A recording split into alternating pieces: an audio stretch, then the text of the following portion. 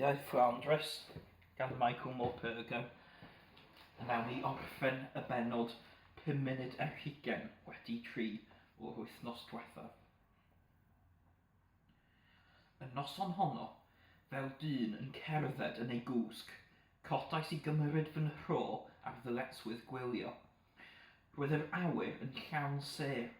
Roedd Mair yn nabod y sêr yn dda, yr aradr, y llwybr lleithog, seren y gogledd. Roedd hi'n aml wedi ceisio fy nysgu ble roedden nhw I gyd pan oeddem ni allan yn potio. Ceisiais gofio, ceisiais weld ble roedden nhw yng nghanol y miliynau o sêr a methu. Wrth I mi edrych I fyny mewn rhyfeddod ar fawredd a phrydferthwch y cyfan, teimlwn fy mod bron yn credu mewn nefoedd eto. Dewisais un seren ddisglair yn y gorllewin I fod yn wyl ac un arall nesaf ato. Tada oedd honno. Roedd nhw gyda'i gilydd yn edrych I lawr arnaf. Meddyliais wedyn trueni nad oedd yn wedi dweud wrth Will am sut buodd tada faro, achos fyddai dim cyfrinachau rhyngom wedyn. Ddown I ddim bod wedi cadw'r gyfrinach rhagddo, felly heb yngan gair, dywedais wrtho pryd hwnnw, gwelais ef yn disgleirio ac yn wincio arnaf, a gwyddwn ei fod wedi deall ac nad oedd yn fy meio. Wedyn clywais lais Will yn fy mhen. Paid â dechrau breuddwydio ar ddywetswydd gwylio, Tommy, meddai. Fe fyddi di'n cwympo I gysgu. Fyddech chi di gael dy saethu am wneud hynny. A gorais fy llygaid led y pen, ei cael dyn, a chymryd llwnc mawr o awyr oer I'n dyhuno. Eiliadau'n unig yn ddiweddarach, gwelais rhywbeth yn symud y tu hwnt i'r weiren. Grandewais. Roedd sŵn clychau yn dal yn fy nghlustiau, felly allwn I ddim bod yn siŵr, ond meddyliais fy mod yn gallu clywed rhywun, llais, a llais nad oedd yn fy mhen. Roedd rhywun yn sibrwd. Hei, oes rhywun yna? Fi sy yma, Will Griffiths, cwmni da. Dwi'n dod I mewn, peidiwch â saethu. Efallai fy mod i'n cysgu'n barod ac mewn breuddwyd wych roedd yn eisiau iddi fod yn wir. Ond daeth y llais eto yn uwch y tro hwn. Beth sy'n bod arnoch chi gyd? Ydych chi'n cysgu'n drwm neu beth? Will sy yma, Will Griffiths. O dan y weiren symudodd ffyrdd dywyll tuag ataf. Nid breuddwyd, nid un o'n storïau bach I, Will oedd e. Gallwn weld ei wyneb a gallai yntau fy ngweld unau. Tommy y pwdryn, rho help llaw I mi wneud I. Cytiais ynddo a'i dynnu I lawr i'r ffos. Dwi mor falch o dy weld di, meddai. Wedyn, dyma ni'n cyfleidio. Dwi ddim yn credu ein bod ni erioed wedi gwneud hynny o'r blaen. Dechreuais lefain a cheisio'n ofer I guddio hynny, tan I mi deimlo bod yntau'n llefain hefyd. Beth ddigwyddodd gyfynais o'r diwedd? Fysaethon nhw fi yn fy nhroed, choliet I byth, reit drwy fy esgyd. Fe fues i'n gweithio fewn mochyn, roeddwn I ar fy ffordd yn ôl a dyma fi'n llewygu mewn rhyw dwll siaw. Erbyn I mi ddyhuno, o'ch chi gyd wedi mynd a ngadael I. Roedd yn rhaid I mi aros tan I ddinosi. Dwi'n teimlo mod I wedi bod yn cropian drwy'r blydi nos. Ydy'r troed yn boenus? Dwi'n methu teimlo dim, meddai Will, ond cofia, dwi'n methu teimlo'r droed arall chwaith. Dwi wedi rhewi'n gorn, ond paid â phoeni, Tommy, fe fyddai'n iach fel cneuen mewn dim o dro. Aethon nhw â fe ar stretcher i'r ysbyty noson honno, a welas I mohono eto tan iddyn nhw ein tynnu ni allan o'r llinell rai diwrnodau'n diweddarach. Aeth ifan am una I weld cyn gynteg ac gallon ni. Roedd wedi codi ar ei eistedd yn ei wely ac yn wen o glust I glust. Mae'n dda fan hyn, meddai. Fe ddewch chi drio dod ma rhywbryd. 3 ffryd da o fwyd y dydd, nyrsys, dim mwd ac yn ddigon pell I ffwrdd oddi wrth yr Almaenwyr. Sut mae'r droed, gyfynais iddo? Troed? Pa droed? Rhoddodd ei lawn ysgafn ar ei goes, Nid troed yw honna, Tommy. Fy'n hocyn a'ch dref yw hi. Fe roddodd rhyw almynwr caredig yr anrheg orau bosib i mi. Tocyn adref i'r hen wlad. Maen nhw'n fy anfon i ysbyty gartref. Mae'r droed wedi mynd braidd yn heintus. Llawer o esgyrn wedi torri, medden nhw. Fe fydd hi'n gwella, ond fydd angen llaw driniaeth, ac wedyn mae'n rhaid i mi orffwys, felly maen nhw'n fy anfon i nôl y fore. Gwyddwn y dyw'n teimlo'n falch drosto, ac roedd yn eisiau bod, ond allwn ni ddim yn fy myw. Y cyfan y gallwn feddwl amdano oedd ein bod ni wedi dod i'r rhyfel yma gyda'n gilydd. Roedd wedi aros gyda'n gilydd drwy'r cyfan, a nawr roedd e'n torri'r cwlwm rhwngom ni ac yn fy ngadael. Ar ben popeth roedd e'n mynd adref hebo fi, ac roedd e mor ddigwylydd o hapus am y peth. Fy wnaed y gofio at bawb, Tommy, meddai. Fe gaeth Ifan gadw llygad arna ti drostai. Fe wneud i ofalu amdano fe, ond i wneud i Ifan.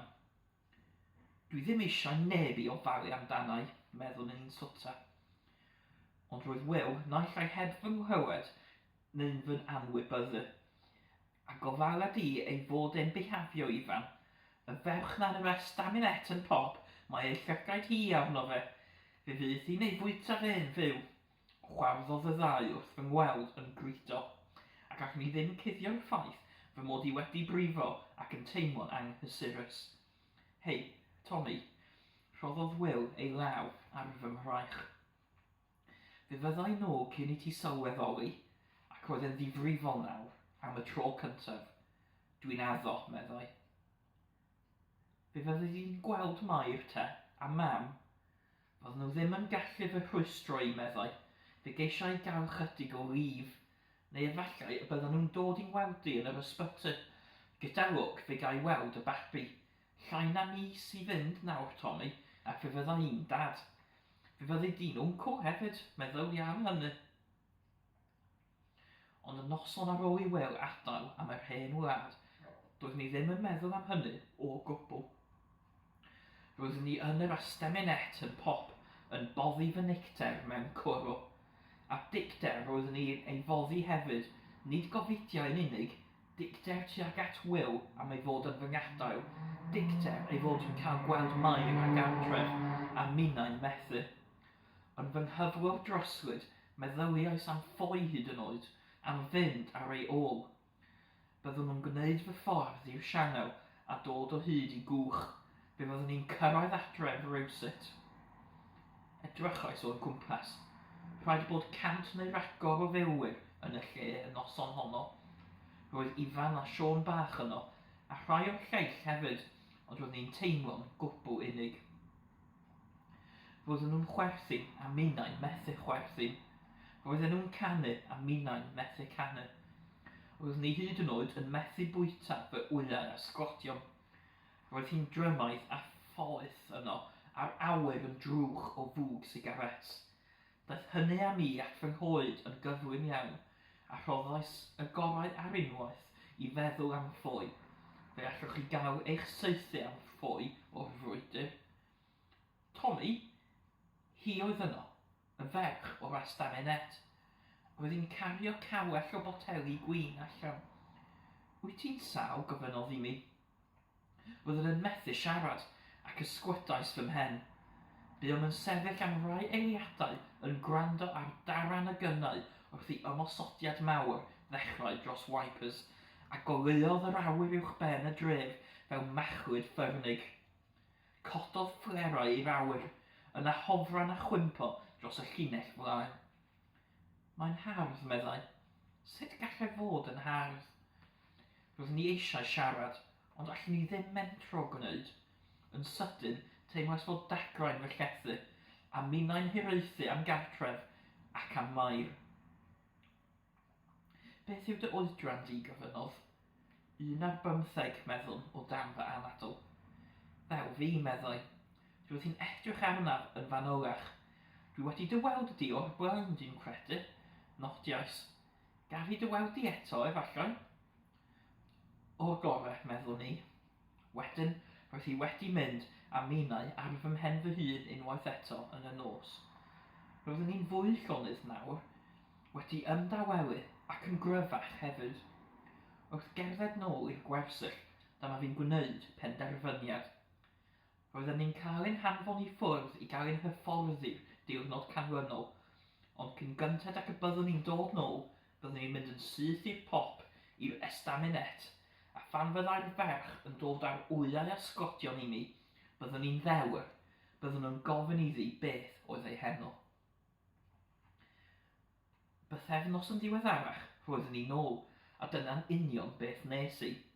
Anna, meddai wrthydd, a chwarddodd yn llon pan ddwedais wrthi mai Tommy oedd fy enw.